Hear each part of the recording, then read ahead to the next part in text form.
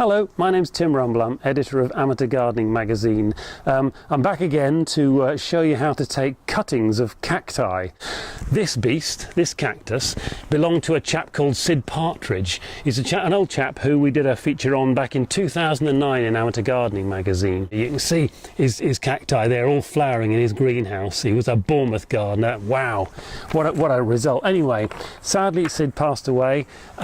We put out an appeal to find somebody to look after the collection of cacti, and we got two people to take most of them on, but I was lucky enough to get hold of this beast.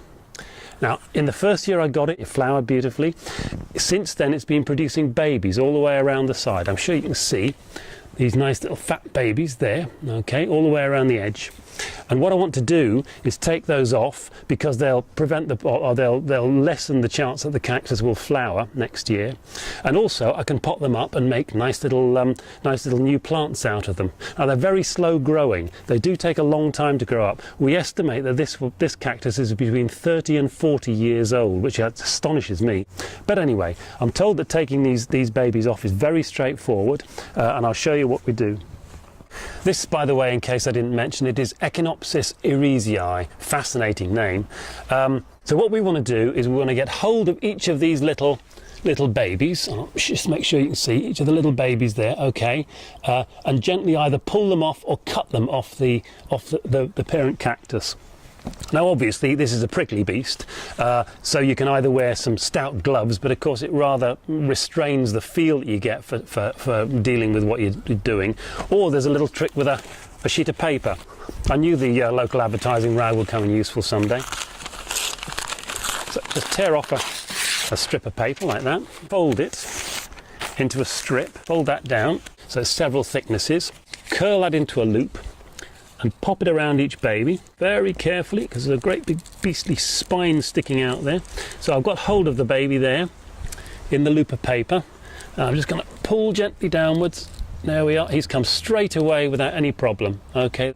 Now you shouldn't pot this straight up. What you need to do is put this on a warm windowsill with a bit of free-flowing air around it for at least 24 hours, anything up to 7 days, so that the cut end calluses over. It gets a hard crust on it.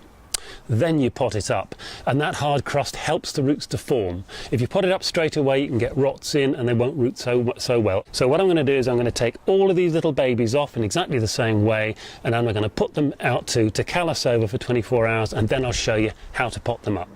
Okay, so we've taken all of our babies off. Look, there's a real trowel full there. All right.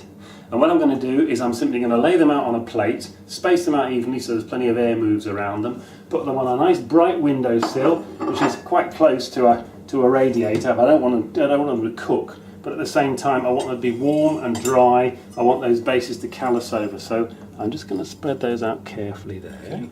That's it. So all we're going to do is just leave them there to callus over for 24 hours to 7 days.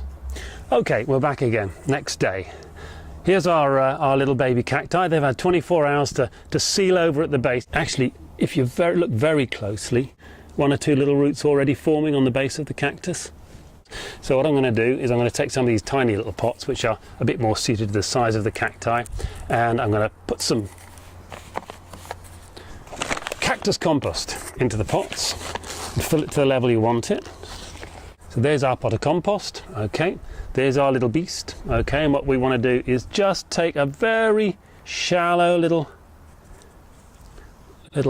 dent with my finger like that, okay, and I'm just going to stand this fella in here and push the compost back around him. What we really need is something to support it. What do we call these things? Kebab skewers, that's the one, thank you. I've just nicked the last of the kebab skewers. I use these all the time on young plants, and consequently my wife is constantly having to go out and buy new ones. So anyway, here's the last of the kebab skewers and a pair of secateurs. And what I'm going to do is I'm going to chop them up to make nice little supports for my cactus. So it don't need to be particularly long, so about 3 inches, that'll be enough, and just push them in around the edge. I'll get 3 out of that one. 1, 2, 3. I'll show you what I've done here. That'll just hold it in place a bit more securely. I'll water that, okay, and then I'll stand it in a cool place over the winter. They're quite happy in a cool greenhouse, providing it doesn't freeze. And my guess is that by next spring that'll have rooted in nicely and should be growing away. At least I hope so. I'm going to pot up the rest now.